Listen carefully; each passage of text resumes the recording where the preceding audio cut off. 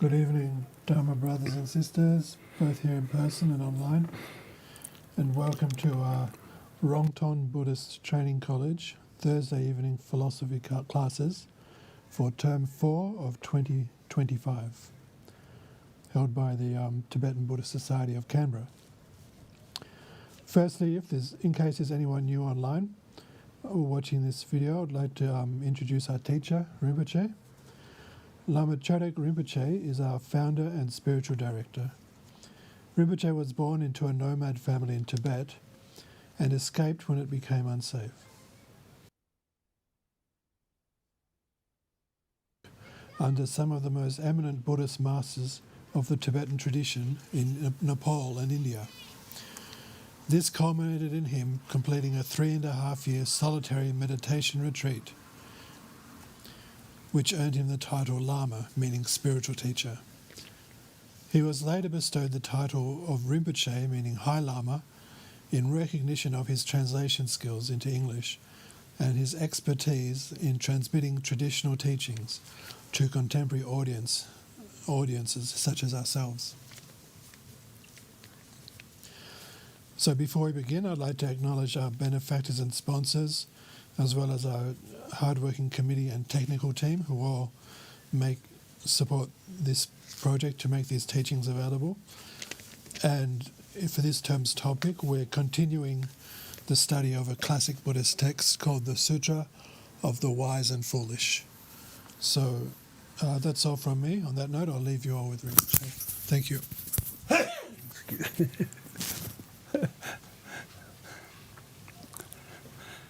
With that sneeze, thank you, Jamila, and welcome everyone here, everyone there, and no doubt everyone in between. I know there are quite a few people follow this stream in their own sweet time. Thank you very much, Jamila and everyone. So before we start, we do the short prayers that you're all familiar.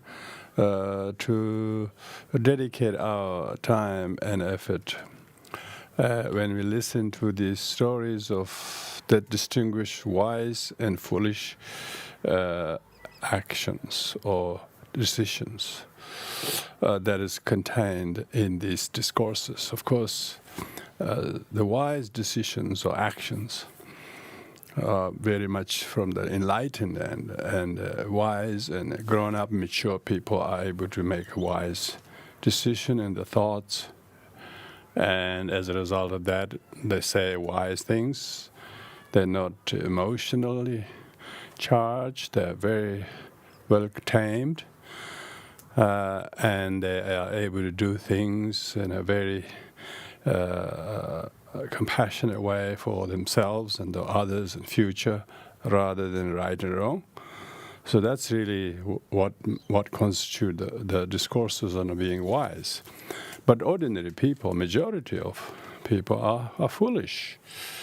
They don't have the skill to choose the wise way because they don't have the clarity, calmness, and decency to make a wise decision. They instead jump and overreact quickly in a rashly. As a result of that, they make many foolish actions, and they said foolish things, and they continue to think foolish thoughts without knowing they are.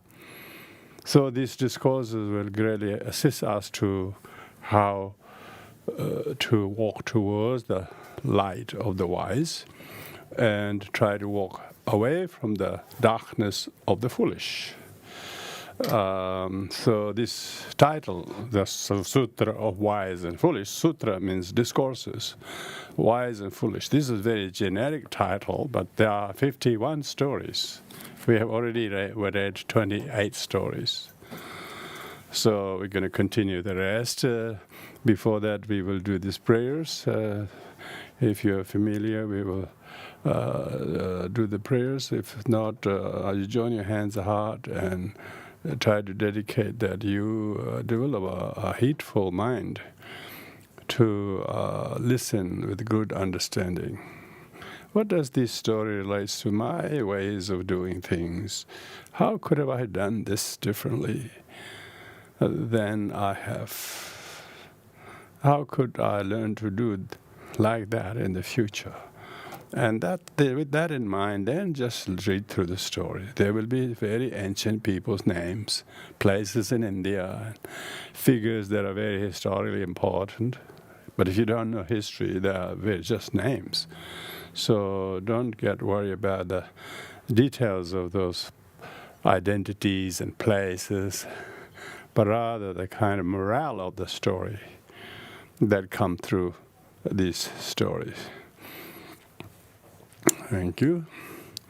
Oyenda Buddha Dharma Sangha Aitere Pete Ladam Bhavaja Ajevendala Ajare Udavaduve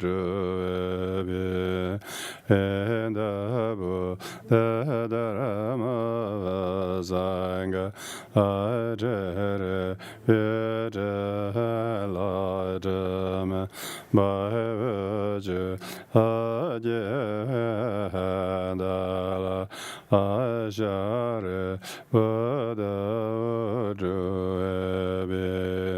Enda Buddha Dharma Sangha Ajere Pete Ladam Bhavaja Ajevendala Ajare Udavaduve Meobis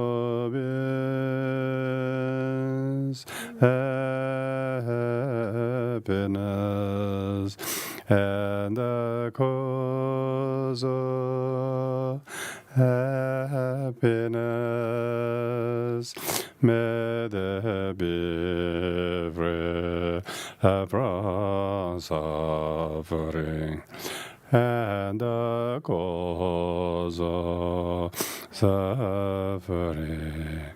May they never part from the happiness that knows no suffering. May they dwell equanimity, free from attachment and aversion to the near and far. May all beings happiness and the cause of happiness. May they be free from suffering and the cause of suffering. May they never part from the happiness that knows no suffering. May they dwell equanimity, free from attachment and aversion to the near and far. May all beings happiness and the cause of happiness. May they be free from suffering and the cause of suffering. May they dwell equanimity, free from attachment and aversion to the near and far. May all beings happiness and the cause of suffering. May they dwell equanimity, free from attachment and aversion to the near and far. May all beings happiness, and the cause of happiness. May they be free from suffering, and the cause of suffering. May they never part from the happiness that knows no suffering. May they dwell equanimity, pray from attachment and aversion to the never according to the intelligence and predisposition of it, where the yet and Dharma. O great Lord, common ego.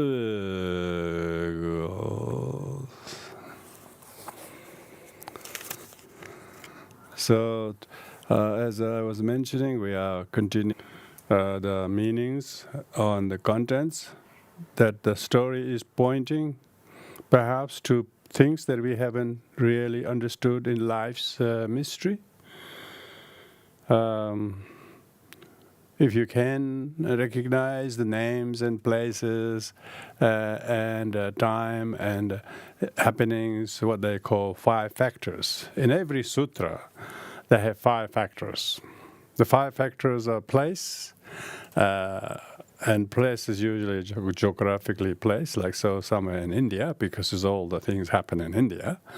And then persons, or main character, is usually the probably the Buddha. Here, in this case, we can say the teacher, and then the third is the audience, 4th is the time, and 5th is the person concerning what subject or whose life it is that Buddha is talking about, the teaching. The 5th one is the actual teaching. It is the teaching that we extract from the story that will then unpack our stories, that because we have a story of our life which is our own version, if one of your siblings might have a completely different version of that, by the way, even however loving and agreeing they are to each other, the version of the story in a unit of people are usually quite different, incredible. So therefore, we usually don't think that. We think that our version is the only version, and we don't see how much of that our perception is colored by our own emotion, our own habits, our own expectation, desire, and fears and hopes. How much of our own intimate emotions are coloring these appearances. The actual object and the things in between the thing is misunderstood quite a bit. So what I can call these 3, the near cause, the remote cause, and in-between causes. Our version is the near causes, what we think is the thing, but we don't realize that it's what we are interpreting it to be. So listening to these discourses, the Buddha deliberately tells this story so that people can learn to unpack their stories and sometimes deframe them, destroy them, and delete them, and not become possessor of that story and its perceptions, because people are suffering their past opinions. If they can change their views in a very kindly way, wisely, sooner they drop those views, the wiser they will become. And any longer they hold those wrong views, the more foolish they stay. And that's what's called Sutra of Wise and Foolish. And so With this in mind, let me now continue. So as I mentioned, we read already 28 stories out of the 51 already. Some are very short, only a page or so. Others runs into 10 or 12, 20 pages. So here it goes. This is 20 story. The Sutra number 29 is called Pot of Gold. So the subject is about a pot of gold. I mean, how much gold do you have? I think if you have a couple of ounces, it would be pretty much the story of pot of gold. Can you relate to that? You never have a problem with pot of gold. Thus I've heard.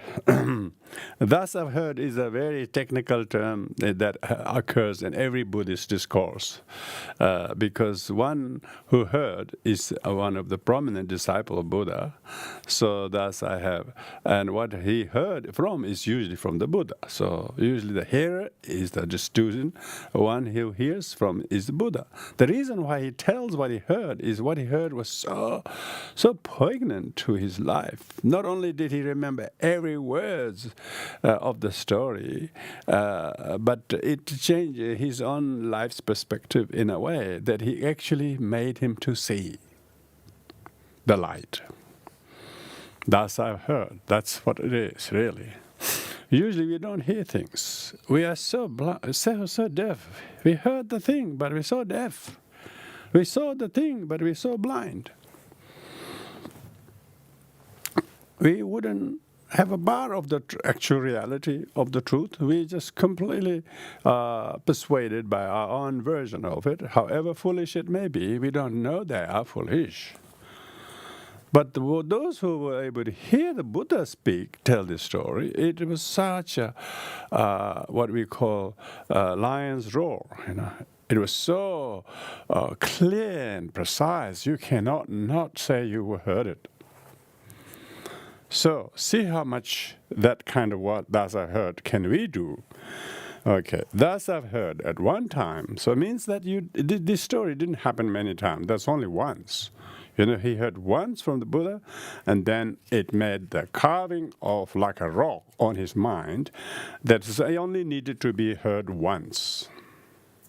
Because it was spoken by the Buddha with infinite wisdom and realization, whose depth and breadth of understanding with which he tells, with his intention and skill, and so had this profound effect on him, it needed not to be heard more than once.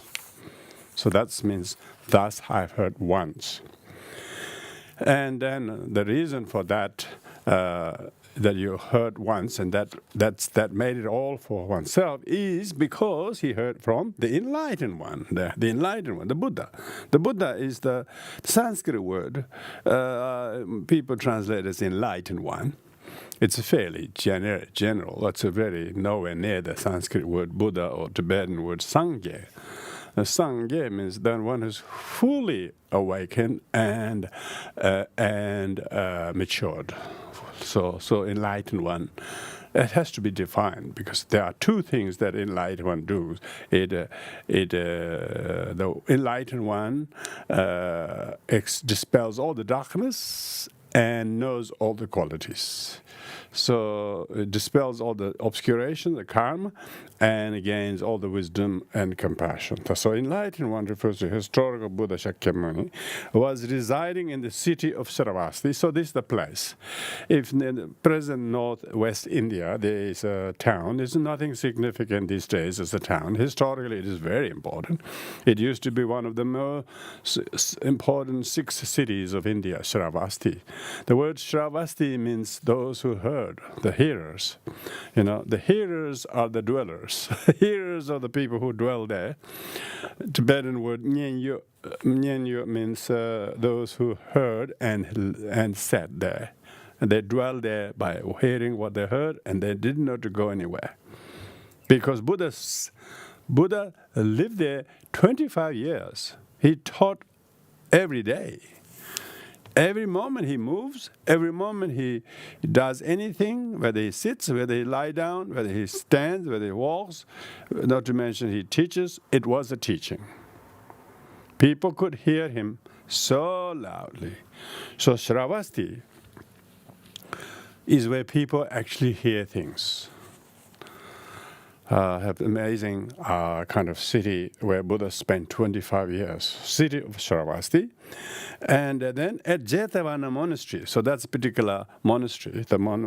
Nowadays, if you go there in just Shravasti, the local archaeologists would pridefully show you the Jetavana monastery's ruins, It's like 2,500 plus years old monastic ruins and remnants, and that's basically. Some of them are very monolithic kind of building. Others are very handmade bricks. So in a monastery in Anathapindika's park. So this is the park that was bought by a famous Buddhist benefactor by the name of Anathapindika. He's a layman, and he was so wealthy businessman. Maybe he was the Bill Gates of India in 2,500 years ago. But he met the Buddha. He was so lucky to be rich at the same time to meet the Buddha. So he became the wealthiest man to become Arhat. He became Buddha's one among the few lay people who became his disciple and then become Arhat. So today, if you go to Shravasti, there is actual the ruins which are reputed to be sponsored and built by Anathapindika. So that's why historically, just reading this kind of story really gives you some idea, where are we talking about? When it was talking about, who we are talking about? And what about is on top of that? And who by is always the Buddha. At that time, the monks, having been in hermitage during the rainy season, this means that monks always spend in lots of time personal meditation.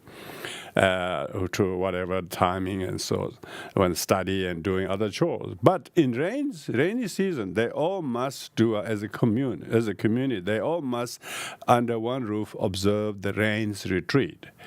The rationale for rains retreat, which is quite widely observed even these days in Southeast Asian and most Asian Buddhist countries, it's because during monsoon and rainy season, it becomes so rainy and so warm, and there were insects everywhere. You can't walk almost any steps without stepping on insects and creepy crawlers. India is full of creepy crawlers, and there are those that spreads malaria and typhoid and everything. So the monks had to stay in confinement in their retreat huts in order to protect living beings, and also to retreat themselves into meditation and observe strict practices. So it's really good to know, isn't it? When you read a Buddhist discourse, you get to know a little bit about these things. So during a rainy season retreat, came out and went where the Buddha was. So they always have time when they eat together, and they probably are fed together, and then they have their own exercise, and then always the discourse with the Buddha. That's a fortunate thing, isn't it? Every day they can go and have discourse with the Buddha. The Lord had not seen them in a long time, but they have not seen the monks for a long time, and lovingly raised his hand, which was adorned with the wheel of 1,000 spokes, and asked the monks concerning their welfare. It means Buddha waved his hand. These days when big kind of leaders come to the crowd, everybody waves hands like this. Yeah, you can see their hand, but the hand is has got a flap of skin under their elbow, under the sort of elbow or somewhere like that. They don't have nothing spectacular about their hand. But Buddha's hand was radiating with 1,000 spoke wheel of Dharma from his palms of hands, and everybody just sighting his hand wave towards them, just hits them, strikes them with the light. That's what it is.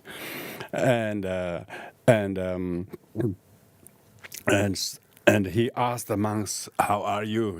Concerning their welfare. It means "How are you?" or something. I don't know exactly what the word was used.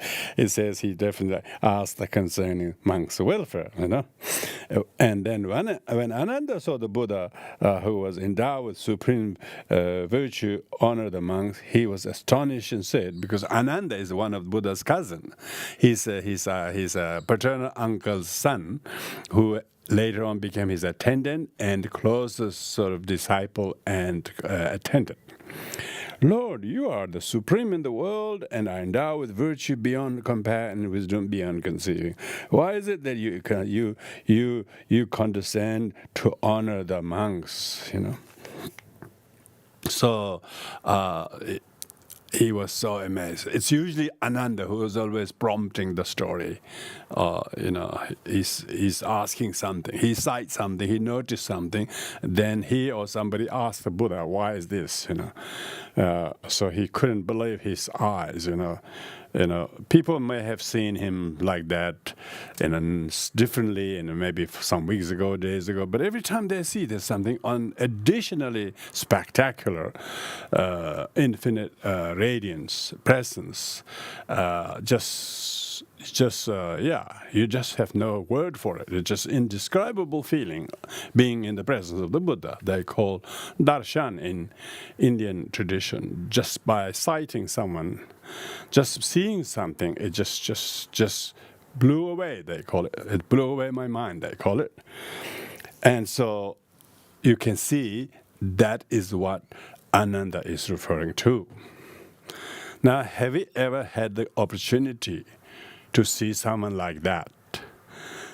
Like people like me or fellow Tibetan Buddhist people, when they see the Dalai Lama or our other teachers, we feel the same, because we have such a degree of veneration and reverence, and we always feel that. We always visualize them as a Buddha in our everyday meditation. When actually we see them in person, we show them incredible devotion. But of course, if such kind of enlightened being like the Buddha radiated his presence, of course, it will be greatly affected. We don't have the good fortune in this time to see the Buddha in person, but historical Buddha had endowed 112 indescribable physical qualities. It's not just because you're near him. Even if you're far away, you can see him. And so people experience many levels of experience, influence, the radiance, the radiation, and range of his radiation is so big and so great, and effect it has to people is undescribable. So, and because of that, Ananda asked that question. The Buddha said, "Ananda, in time long past, eons beyond counting or recall, there lived in Benares a householder who was a genius at creating wealth." So now the Buddha is talking about what was the story of the past life. So he says there was amazing, wealthy person in Benares. The Benares is one of the 6 ancient cities in those days. Is one of the prominent cities in India today. Benares or Varanasi. Benares seems like a more Hinduistic kind of term, but actual word Varanasi is named after 2 rivers, Varuna and Asi. At the confluence of Varuna and Asi, then the city is situated. And nowadays, of course, the city has grown so big. It actually is. It is next to Ganges, so it's not named after Ganges, because those days Ganges was very far. Varuna, Asi was 2 small rivers. So, anyway, so that's. So Buddha is talking about that story. Householder who lived in Varanasi was a genius in creating wealth.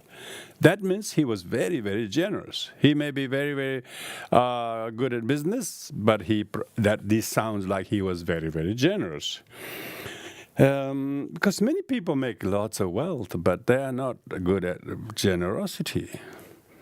Instead, is opposite. Most of the cases, which quite a lot of generous, wealthy people are only wealthy in wealth, but not otherwise very miserly in giving. But here is story of the creating wealth. Whatever he did not require for his personal use, he changed into gold. So he was accumulating his wealth, and he always turned them into gold. Placed the gold in a golden urn and put them under his pillow. So that was his bank. He was. And as time went on, he filled 7 urns with gold and buried them in the ground. So he has accumulated enough gold to have 7 such urns. Finally, the man became ill and died because of his attachment to gold, was reborn as a poisonous serpent which guarded the gold. So now this is the story of the foolish. However much wealthy you become, you accumulate, you hoard, and you become so miserly to spend. You not only have urn full of gold, but you have 7 urn full of gold, but still he could not be contented or use them, but he became very miserly, and when he died, when he was so sick, wealth cannot stop. Wealth cannot buy health, But wealth can destroy your health, This is the story of how people enslave themselves like a donkey. Donkey is enslaved by the owner, not by the donkey itself. But human beings are enslaved by their donkey of miserliness, donkey of the greediness. So this man was sick, and he died, and even after death, his attachment to the gold and his wealth wouldn't stop. So he was reborn as a poisonous snake. When they say serpent, they refer to snake. It's a very old term to talk about serpent. Serpent usually is snake.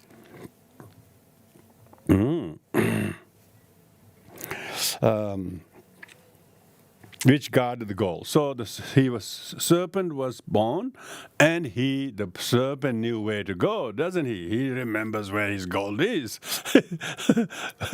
He knows where his gold is, but he cannot claim it as an owner because he has died. Later, the city was destroyed and became a wasteland with none living in it. But the serpent continued to die and be reborn in the same place guarding the gold. The serpent died and again reborn, and died and again reborn, and he could never give up. He could never give up his attachment to gold, and he kept reborn as a serpent guarding his gold. How foolish it is, In the first place, as a human being, you shouldn't be saving so much gold for nothing, and that is really. So, if there are any one of the people who are listening to this story, are you doing the same thing? Are you hosting? Are you burying gold? Are you burying dollar in Swiss bank? Or I heard there's a lot of Swiss banks, bank accounts. There is no one claiming because the people died. But this went on for tens of thousands of years. Yeah. So this went on tens of thousands of years.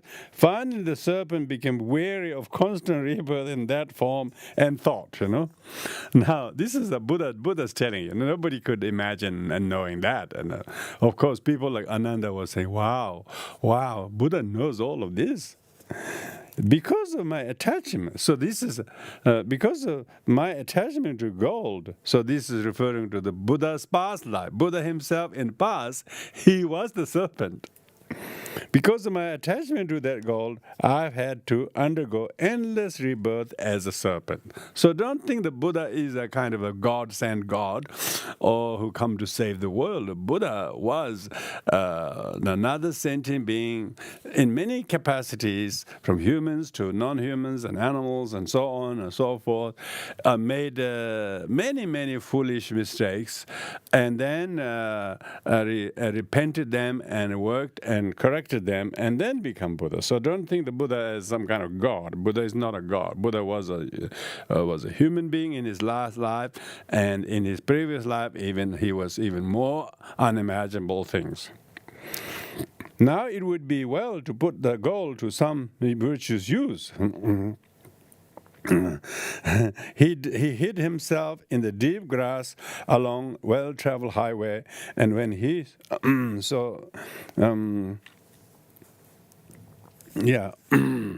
So this is when the serpent came to his senses. He came to his senses because of my attachment. So that's a serpent telling. Okay, I'm just jumping into conclusion. It's still the serpent thinking. Because of my attachment to the gold, I've had undergo endless rebirth as a serpent. So he come to his senses. Now it would be well to put the gold in some virtuous use. So he still seems to have some kind of ownership. He really wanted to put to use. He hid himself in the deep grass along with well-traveled highway, and when he saw a man approaching, called out to him. The man looked all about, but could see no one, and he continues away, because the serpent is calling as a snake, but man didn't notice the snake, but he just continued. He the man away, continued his way, and when he saw a man approach, called him. Man looked about, could not see. The serpent called man, "Come near." And when the man said, "What do you want? You are a poisonous serpent and will probably kill me." The man was a bit scared. What do you want? You are a poisonous snake. You will probably kill me. The serpent replied, "I will indeed bite you if you do not approach." So now the serpent is threatening the man that I will really bite you if you don't approach me. The man became terrified and came near to the serpent. The serpent told him, "I have a pot of gold." It looks like should be pots of gold. Here it says our pot of gold, because he had 7, remember? I don't know what happened with 6. See, sometimes stories are like that. It started with 7, it's now start talking only the 1. What happened with other 6? So things get lost in translation, they call it. It's quite a big loss, We had 7 pots of gold, now they're talking about 1. I thought he was guarding long enough not to lose any of them. I have a pot of gold. In order to create virtue, I give it to you. Will you put it to virtue's use? Now here, the snake keeps the pot of gold to the person. He's saying, "Look, I'll give this to you. Can you please put this in good use?" Now this story of this is that in the past he realized how much he wasted his time and effort and energy being so foolish in becoming so miserly. Now he come to his senses that it is best that this foolishness should stop and become wise. Even though he as a snake can't do anything to do virtue, he at least did the first virtue of giving to the man. Because if you do not, I will certainly harm you. See, he's still using his poison. He says, if you don't put this good use, I will harm you. When the man said he would create virtue, the serpent gave him the gold and said, so the man agreed. Yes, the man said, "Look, I will create virtue. That's no problem. If you give that much gold, I'll definitely do virtue. You are to take this gold and make an offering with it to the noble Sangha." So the serpent was really learned something after all those thousands of years being a serpent and just guarding. He realized the futility of that. So I suppose this story tells that people eventually learn by making lots of mistakes. Then they U-turn. Yeah? This is a very important story, So we should never think it's ever too late to make amendment, make changes, We should not give up on anyone either. We shouldn't shun them totally because they did one or two mistakes. We should give them a chance and help them to correct themselves. This is the story. This is the teaching, Because we are so impatient and so unforgiving to someone who makes mistakes as they will never come clean. That snake has been doing that for thousands of years, but he is learning to know that's not the way to continue. Now he should do the exact opposite.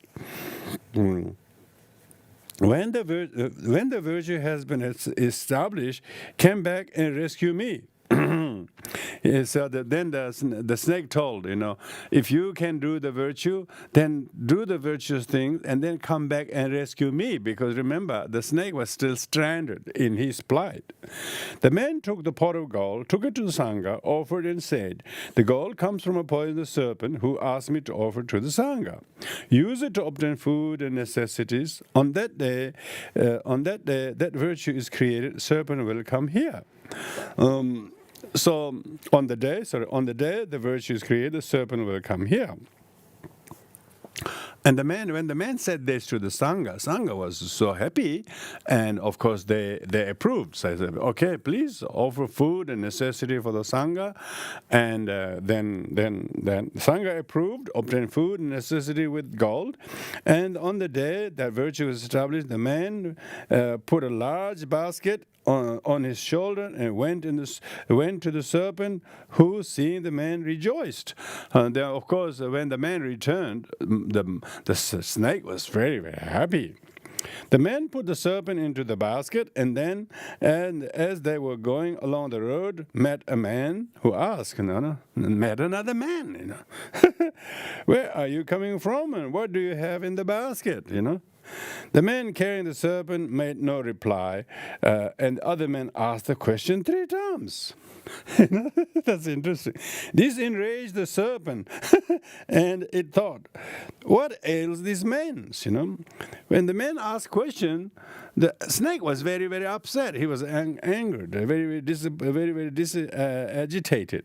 He says, what ails these men? He was asked a question 3 times. He refused to answer. I shall bite him. So he wanted to harm the person carrying the snake. So he wanted to harm him because he should tell the truth. Oh, I'm carrying a snake who has been guarding this gold all these years, and now his gold has been used to put to good use, and then I'm now taking the snake to see himself what a good result of his offering has become. And the man wouldn't reply. So the snake threatened the man who was carrying. Then he thought, no, it would be an error to harm this man who has created virtue for my sake and has benefited me. So here's the thought. He said, oh, maybe I should bite him. No, he said. Then he realized, no, I shouldn't bite him because he's the one who made it possible to create all the merit on my behalf, and it's already created, and I shouldn't. He has benefited me, and I shall be patient. So now the snake previously was greedy. He becomes generous. Secondly, he was angry. Now he's become patient. So this is the swinging between foolishness to the wisdom, foolishness to the wisdom.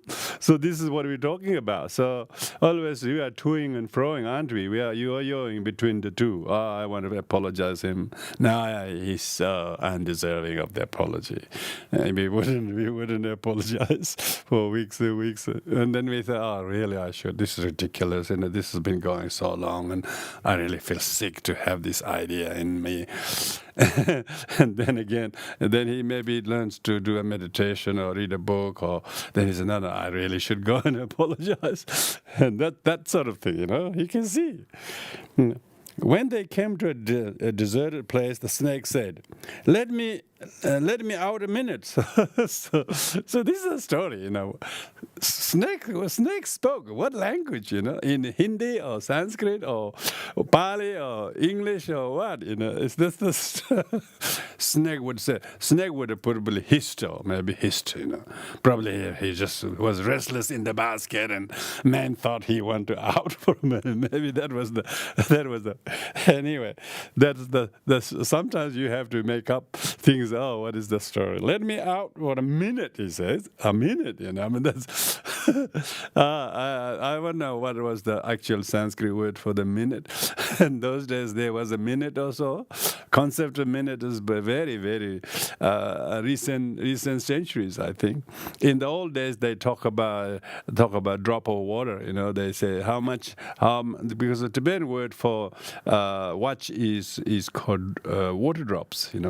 So they used to count water drops to count a second or a minute or what. 60 seconds is 60 drops of water.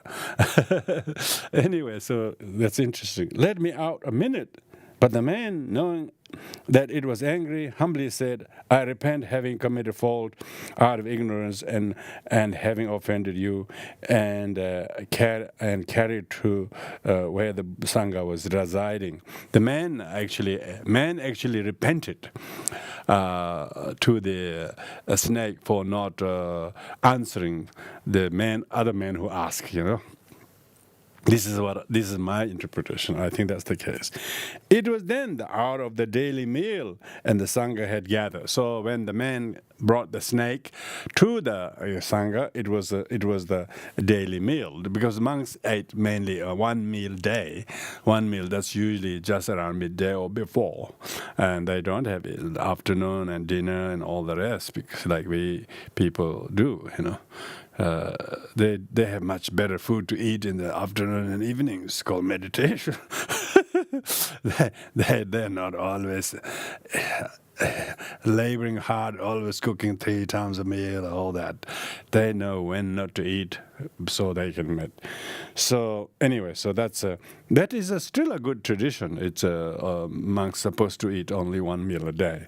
So it was then the hour of the daily meal, and Sangha had gathered. The man offered food and gold, and a mind of faith arose in the serpent. So man offered the food and the gold to the Sangha, and the serpent was really, really inspired. As the man spread flowers, serpent watched with delight. And when the Sangha had finished eating, washed their hands and rinsed their mouth, they taught the Dharma to the serpent, who rejoiced and brought 6 more pots of gold and offered them. See, he only gave one, He was still not quite willing to let go all of them, He was just testing how much of virtue that the first pot of gold was being made. Then when he realized how many Sanghas were fed and offered and delighted, and when he heard the Dharma from the Sangha, he couldn't believe what a best place for him to offer the rest of the 6 pots of gold. So, offer them. After this virtue had been created, serpent died. So now, this time, because he died many times before, not giving up and still wanting to reclaim the gold again. This time he died, and because of the fruition of the virtue, was reborn among the gods of the 33 realms. So the serpent, through the aid of these men who help him to create virtue. Sometimes we are in not a position to do the virtue, but if you give it to somebody, they will make it happen, and you will rejoice the incredible good that they have done what you enabled them to do. So that's exactly. Sometimes people don't know what to do with their money. But wait until it gives to some good cause, then you will see how, wow, this is such a good thing that I gave this to. Look at he's turned into. Look at this incredible number of sanghas being offered food, and so that their good teachings are spread, and then he could have never done. A snake could have never done that, but only through the help of this man. So this story really means that we too should not be be this kind of greedy, sort of stingy person, acting that you don't have this, I don't have this, but actually hiding so much things like money or gold or somewhere, as if you have a lot of time to use later. You know? Unless we wanted to be born as a serpent 7 times or many lifetimes, you know, there is no better time than to give it away for a good cause to someone or something, that you would be so thrilled to have decided to give that cause. This is the teaching. This is the teaching. I'm not talking about only monetary things. Could be also your time. You know, sometimes you're not doing anything for anybody. You always think of you. You know, but you start doing things for people, just unconditionally for them, whether it's a couple of hours or something. You wouldn't believe how much good that came to be. So this is the story about how the snake's connection with this man enabled him to do what he wasn't able to do by himself.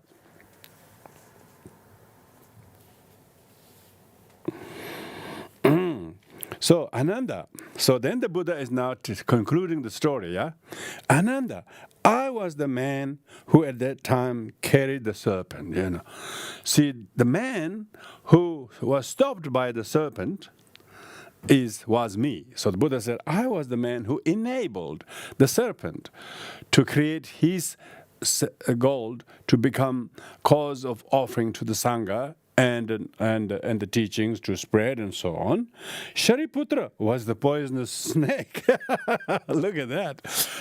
Shariputra, that is Buddha's right-hand man, right? most chosen disciple, was at that time the serpent.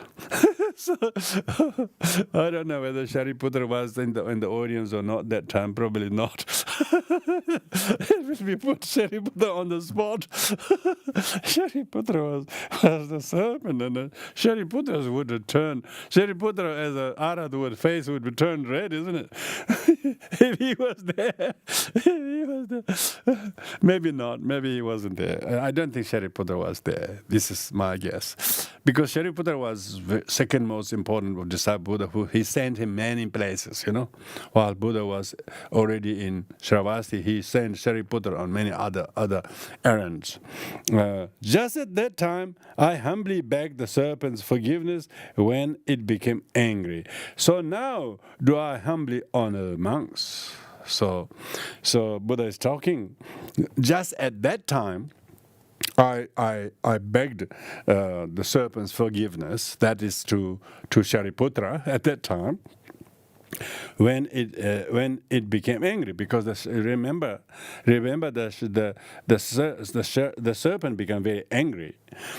So now I humbly honor the monks. So I, instead of offending Shariputra like monks, at this time I honor the monks. I was giving my wave to the monks because the virtue of doing that in the past, I have this ability to now honor the monks in the way, because thereupon Ananda and assembly believed the Buddha's word and rejoiced.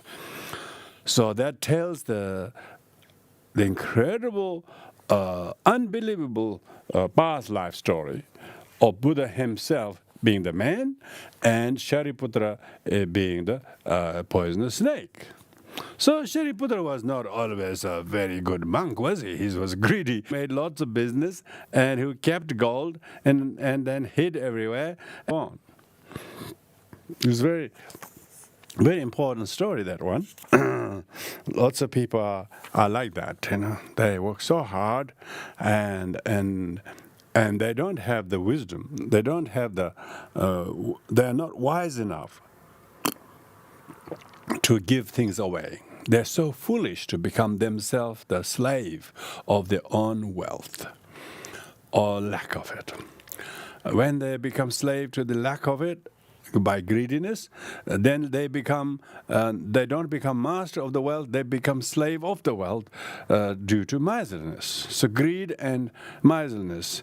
Of course, when Shariputra became a monk in his last life to become one of the most intelligent disciples, of course he's purified all of that.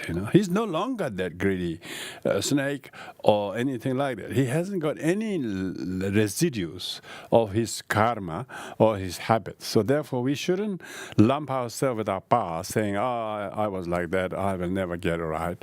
This is me. This is my blood. This is my habit." People often lump themselves with the past. So this is the story, that we shouldn't lump others or yourself with our past too much, but just learn the possibility to set free and break from that past and become totally liberated. And that's the really Sutra of wise. And the foolish is those who don't heed to these and continue to be the snake. And those who heed to the teachings became Shariputra, and he was so fortunate to be able to make connection to the man and ask him and call his advice. So if you never know, you never know what kind of someone asks you your attention, and you pay attention to what that may turn into. You never know what an unexpected meeting can turn into. It wasn't just in the last life that Shariputra made karmic connection to meet the Buddha, but he himself asked the man to do virtue. Now this time, the man who he asked to do virtue has become his teacher, and he himself become his disciple, Shariputra. That's interesting, yeah? Okay, so that's that. Now we move to the next story. This is the 30th, chapter number 30, the Joy, the Brahmin's wife. Joy is the name. The name tells it all, If your name is Joy, don't do depression. When people get given a name, they say, "Oh, what's in a name?" Sometimes you're named after people or places or somebody, and other things are you're named after a good emotion. Like joy is one of the four immeasurable thoughts. So anyway, joy is the Brahmin's wife. Thus, I've heard one time, the enlightened was residing in the bamboo grove. See, this is a slightly different place. Bamboo grove is in northeast India, near Rajgriha. It's called Venuvana in Sanskrit. It's a bamboo grove. It still is a bamboo grove. If you go to Rajgriha now, it's a beautiful pond, which is a square pond, and then it is all surrounded by many bamboo grove, and the Bihar government has turned into a very nice park. That park is this bamboo grove of the Kalandaka bird, because so many birds enjoy there. They nest there, they live there, they swim in the water, they fly under the trees and so on. Kalandaka bird together with countless monks, because that's an amazing park where everybody go and sit there. So Buddha spent a lot of time there, and his monks. At that time, there lived in that country a poverty-stricken Brahmin who went about asking everyone what one should do to obtain well-being in this life. So he was so poor. He went around and how can I change my circumstances, not to be so destitute and so poor. A certain person told him, do you not know that Buddha has come to this world and reside here in order to benefit sentient beings? Someone told him, oh, don't you know the existence of Buddha? He's come to the world and he's with us in this world. And this is lucky. The Buddha's disciples have healed Mahakashapa, Mongolian, Shariputra, Aniruddha, and they constantly aid beggars and those who are in need. So they told that Buddha's disciples are always helping people, always rescuing people who are poor and who needs If you, with the mind of faith, will make an offering of food to those holy ones, they will fulfill your every desire. So if you wanted to make a positive connection, just start with making some food offering to them. It will change your life, because the holiness of the worthiness of the recipient of your gift, like Sangha and Buddha, it will change the person who gave into something completely. So to some people you give, it's like bottomless pit, To some cause you give, it benefits you. So therefore, when he made a small offering to the monks, it will change you. It will fulfill your desire. This is the teaching. When the Brahmin heard this, he was overjoyed, and by constant begging and working for wages, he obtained a little money. So he worked very hard.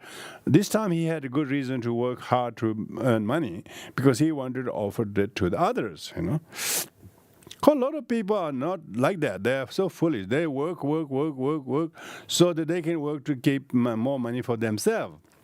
But this man, he worked hard so that he can offer to the monks, begging and working for them. Return to his home, prepare food, and invite the noble Sangha with the wish that in this lifetime he might attain well-being. He really wanted to be happy, but he didn't know how to be happy. And this time he was taught how to be happy by offering food to the monks, and then this will make you happy anyway. Because happiness comes from giving, Often people forget that. They think the happiness will come from getting. No, exactly opposite. Happiness comes from giving it away. Sorrow comes from getting those things and then first worry about it. Secondly, greedy about it, coveting. And thirdly, even if you got it, you have fear of losing it. And then you got jealous people competing against you. So you're constantly, the getting is the cause of all the problems. Giving is never a cause of problem. Giving is a cause of all the happiness. So, the Brahmin's wife, whose name was Joy, Brahmin had a wife whose name is Joy, was that day observing the single day vow. Single day vow is the 8 precepts. You take 8 precepts from early morning, like says 5 in the morning, and then you take 8 precepts. Mainly the 5 precepts: not killing, not stealing, not doing any engaging in any sexual activity, not telling lie, and not telling alcohol. Plus not eating after midday, and not playing music or wearing perfumes and ornaments. So that's really fairly simple. But if one were to observe that, this is what we do in retreat. When we do retreat, in a group retreat for weekends or 10 days, we do this almost, basically everybody does that, but we formally take that preset at least 2 days together, everyone. Most people are observing that, but we actually make 3 meals a day, because most people are not used to fasting. So, but at least 2 days of the 10 day we observe this. Anyway, so the woman, Brahmin's wife, whose name was Joy, was on that day observing the single day vow, and she served the noble ones. So she herself is observing 1 meal a day, and but she's busy serving others. Incredible. Instead of thinking for me, she herself is fasting, because she only have 1 meal a day, whereas she actually are serving others. That day, King Prasenajit, the King Prasenajit is king of Shravasti, had gone to the country, and upon returning saw a criminal who had been left tied to a tree for punishment. So I don't know what kind of punishment this was. Being tied to a tree is one of them, I think. Seeing the king, he cried out for food, and the king, promising that he would send something to eat, went on to the palace and immediately forgot all about it. That's what kings are good for. he went to the palace. He forgot about the hungry person who's tied on the tree for his wrongdoing. At midnight, he suddenly remembered. Does it sound like us? Have you done that? So he suddenly remembered. Midnight, and that he should send food to the man, but knew that because there were demons, rakshas, and other fearful things along the road, no one would go. In pity for the starving man, he issued a proclamation saying that if there was anyone in his kingdom willing to take him food, it's like a DoorDash, an ancient DoorDash. Please deliver this food. He would reward him with 1,000 measures of silver, but no one dared to go. Can you believe that story? Who would knew that? It was midnight. Remember, there were no television, there were no social media. How would everybody know that? So I'm just pulling the story. How would everybody know that? No wonder did nobody go, because nobody knew the king was proclaiming that. Maybe they beat a gong and run in the street middle of the night. I don't know. When Joy, the wife of the Brahmin, heard the king's proclamation, she thought, demons and other fearful things can do no harm to anyone in this world who is observing a one-day vow. She was so good. She said, even demons cannot harm. It is said in the two sutras, actually. Yeah, it will help the people, it will help the non-people, invisible spirits, it will bring harmony. So she believed that if anyone who's observing the precepts, they cannot be harmed by demons. So why should I fear? I will carry out the king's command. And she went to the king and told him that she would take the food. King gave her the food, told her where she would find the man, and promised to reward her. The woman took the food, guarding her vow, set out. As she passed outside the city gate, she met a female Raksha. This Raksha is a demon, demon who wanted to harm people. It's like the terrorizers. It's like the rowdy kids, rowdy 16-year-olds during school holidays. In those days, they call Rakshas. These days, we call the restless kids. I don't know if they were Rakshas or not, but they were definitely who had just given birth to 500 Rakshas. Whelps, and was watching the road. This is the Raksha with 500 children. This is a very classic Buddhist story. Seeing Joy approach, she was delighted and was on the point of eating her. The demoness was very happy. Oh, there's Joy coming. I can eat her. Oh, this will do. She's so hungry. Remember, she have to feed 500 of her young.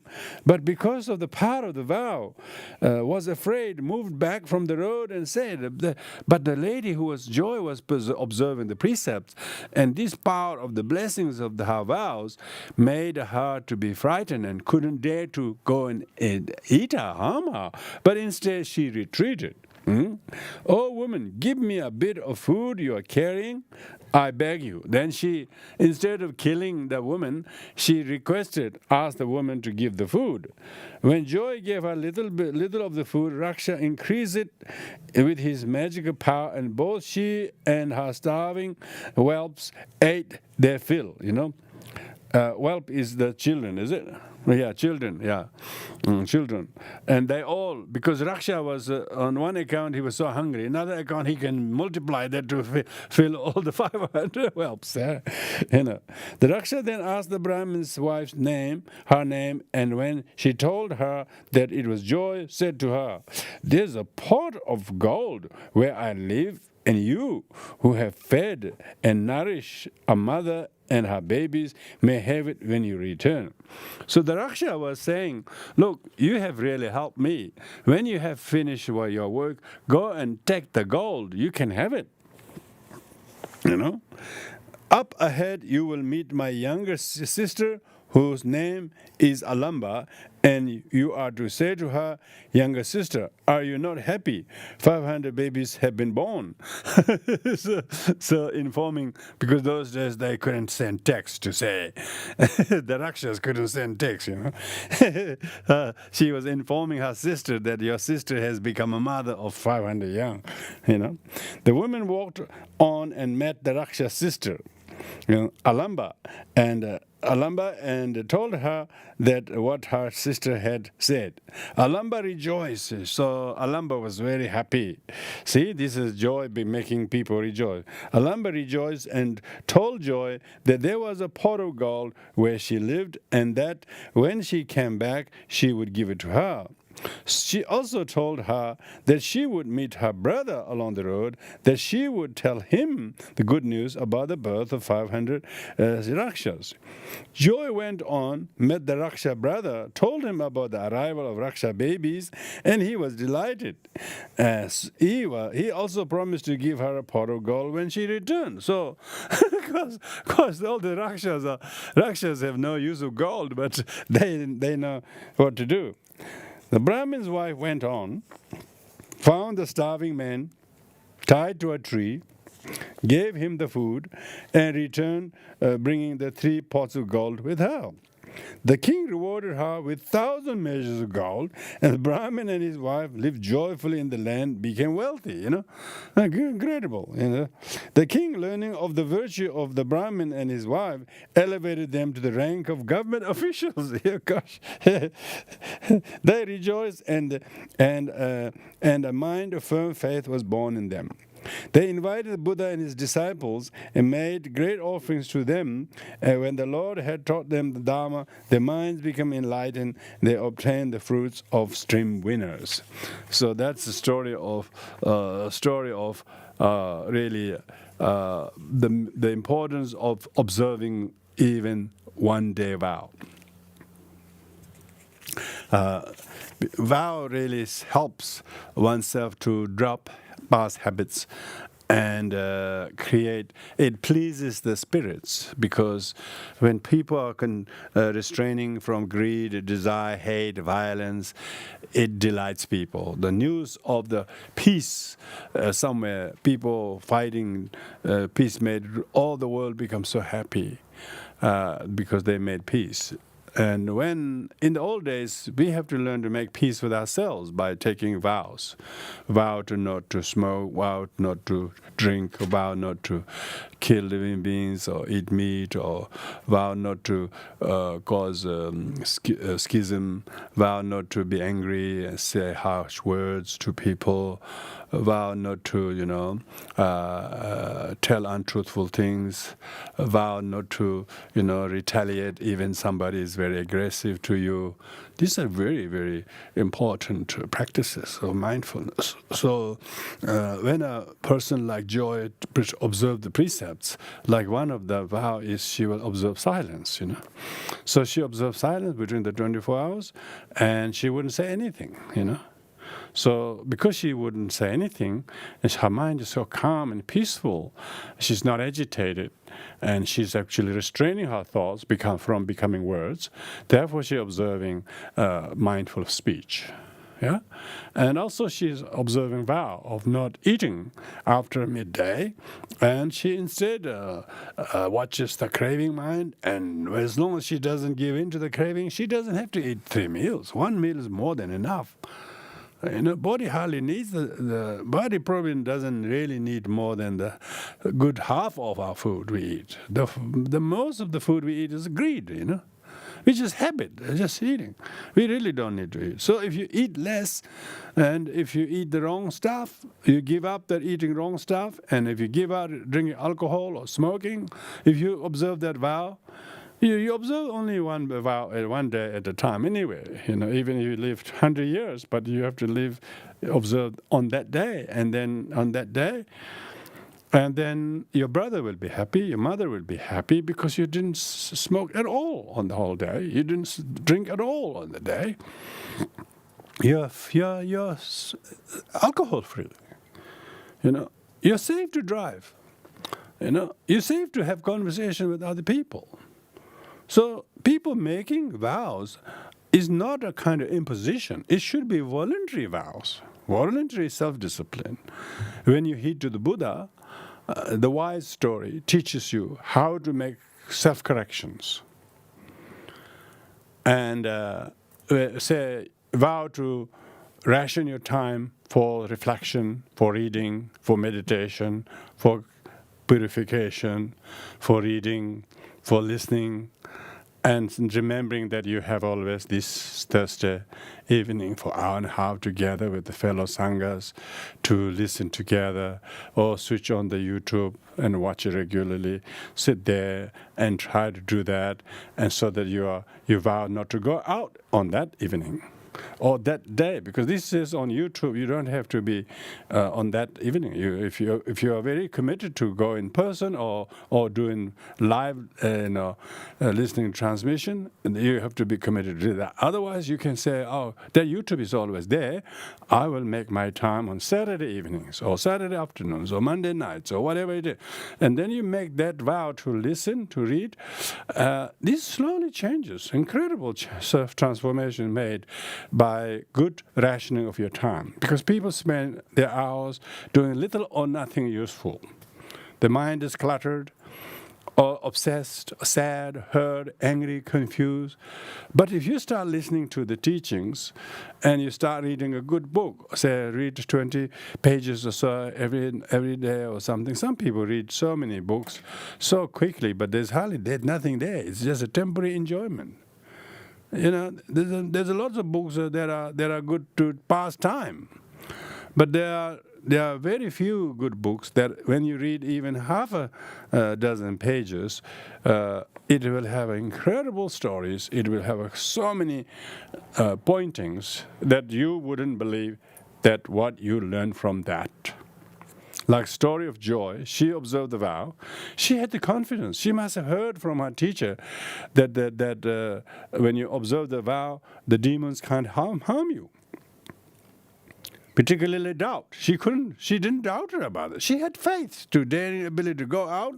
Why? Because she had the motivation. She's going to help someone who's starving and tied to a tree.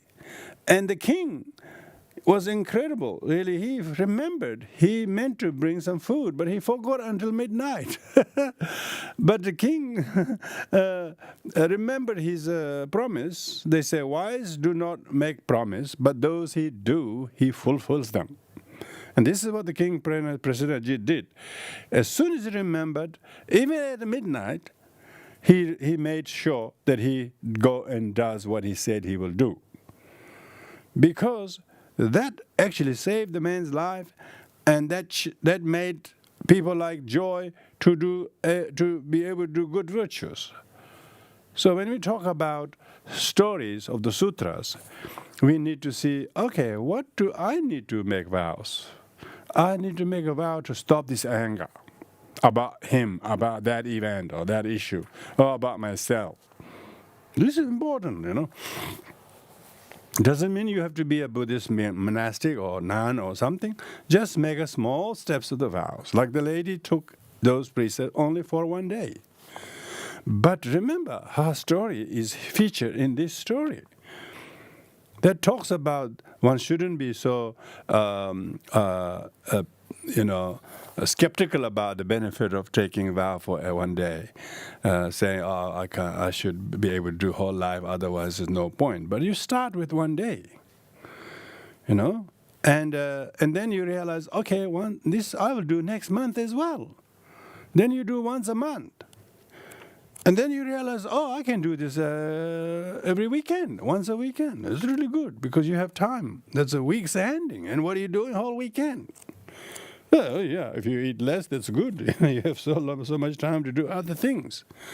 So we have to learn from Joy what kind of vows we should make that we haven't made. And have the confidence that by observing these vows, I will not be harmed by others. I will not be harmed by my doubt, particularly. Because everybody dared not to go that night, even though king said he would give reward. Nobody dared to go because they haven't got the moral confidence. They didn't have the fearless confidence, a command of confidence. They are afraid of the Rakshas. But joy, who are armored by her vow and faith in the Dharma, who is observing the vow, and she knew that she will not be vulnerable to be harmed. The Vaksha thought she could harm the lady, but as she came near it, she had the presence, the blessing, something is protecting her, and then that became such incredible the story of how the joy, the virtue of one day vow of joy, enabled to fulfill the promise of the king, and who also made a vow, but he belatedly went and God fulfilled it. See, one virtue has another kind of a domino effect to the other, because the king's virtue of not going against his promise made the joy to have the courage and fearlessness to take the food in the middle of the night without fearing about her. This is talking about positive consequences of the king's keeping his promise, and the joy's keeping her vow, enabled to allay the fear and worry and neglect, because king didn't neglect the plight of the person, and a woman didn't neglect the very faith that she has in the power of her vows. And this then became a really great cause of rejoicing, because of that. The very story is the story of joy. The woman whose virtue of observing the vow, enable her to do good. So we should learn to. If you observe a day of a particular vow, you be very joyful. Oh, today I didn't touch any alcohol. Today I didn't need to wear any perfumes, or need to play any music, or indulge in some kind of entertainment. I was impressed being able to read and reflect and do meditation or observe silence and being able to do that. And people's joy comes from being able to do amazing things, small things, but very good things. What was a good thing? Just gave up your bad habits of smoking or drinking or eating too much or just being so sad and lonely and curling in one's bed. Instead, she woke up early, she did things, she did the reading, she did the meditation, she went and fulfilled the wishes of the king. She went out and became useful. She felt needed by the king and the person who's tied on the tree. You don't go out for your own pleasure. You go out to make a difference to someone's life. That is the wisdom. That is the wise. And to do the otherwise is the foolish. That's the why this is included as the story number 29. 30. So story number 30 tells us so much. So that's all we have time for. Thank you, everybody. Those two stories were read tonight. There's a lot of things to take on and elucidate what we could do. What we could do. And where is the joy in me? Where's the joy in me? Where's the man who helped to rescue the serpent, the Buddha, So in this story, there is no Buddha involved, except Buddha was telling the story of the Lady Joy's virtue and King Prasennaji's promise, fulfilling his promise. Somebody, he remembered and gave up, made sure that someone will go and take the food in the middle of the night. and make a great effort. So fulfilling your promises. And if somebody remembered that what they promised to do for somebody, like say your dad or mom, and you went and did that as even though you were really inconvenienced, but you did it, and that will greatly boost their love and kindness and joy in each other. So this is the moral of the story. We should small promise we have made for some people to help them and help others, we should try to fulfill them. And don't make sort of unrealistic promises even to yourself, let alone to others. That is also wise. Because a lot of people make lots of promises and then they don't get to do the best. They get disappointed, they get depressed. That's foolish. They want to be the world number one or something. What's a ridiculous aim is that? What's the point of being world number one? Then everybody else you can't be the world number one. You should be the one who can do anything for anyone that is benefit to others. This is really a wise choice. That's the Lady Joy's decision was that she can go and do something good at night. Never mind her own fear of the Rakshas attacking her, which she had confidence they will not, because she had taken the vow. She was armored by her faith. They say faith heals, doubt kills. So don't do doubt. This is the story. Because everybody doubting, everybody wanted the kings to give the reward, but they're afraid. They're doubting. What else will go wrong? Always thinking something terrible will happen. That is the doubt. Be confident.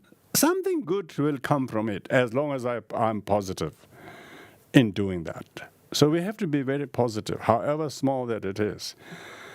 You see lots of people they always see the negative things. They don't see the positive in things. They always say, this won't happen, what if that happened? They always see the sort of all those fearful things. Buddha is the daring one. He dared to give up his power, wealth, positions, status, relationship, wealth, everything. He dared to give up those things for the sake of true wealth, the spiritual wealth, for the sake of true respect, that is selflessness. If you have no selfishness, you don't have to need respect from others. You yourself have no selfishness. If you need respect from people, you'll be disappointed most of the time. They're so needy, they call it. So needy and greedy. If you are selfless, you don't need respect from others. You're contented by lack of selfishness. These are the stories that we are pointings by reading these stories. So thank you, everyone. Let's do the short prayers, because that's another thing. You should dedicate. Don't just read something and then finish off sort of informally. Finish it formally, saying maybe some good coming from will be a good gift to me and my future and others. Who knows when we will come to realize how to take and action some of the things that we have heard. And so with this in mind, we're going to dedicate this. And we have good reason to meet next week, remember? It's very important to make the commitment. If you're committed to meet, then I'm committed to read. But if you're not committed to listen, I can't read to myself. I could read, but we are all interdependently helped.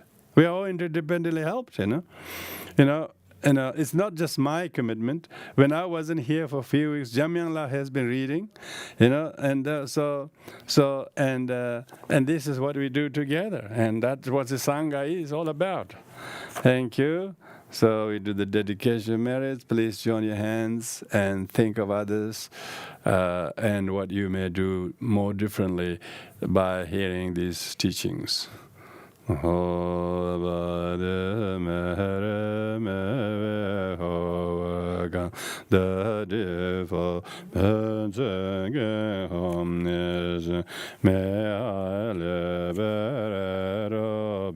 from the ocean of Buddhist in the Herenda Mahayana Jijin.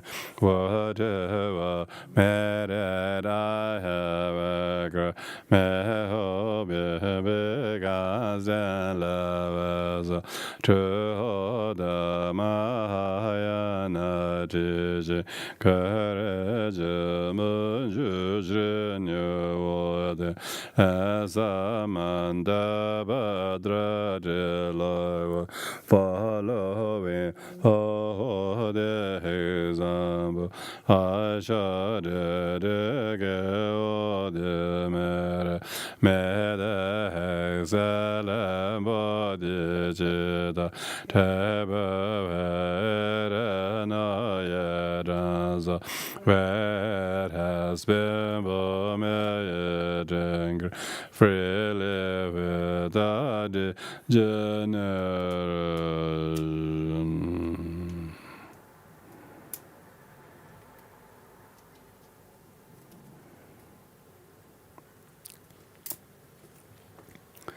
Thank you.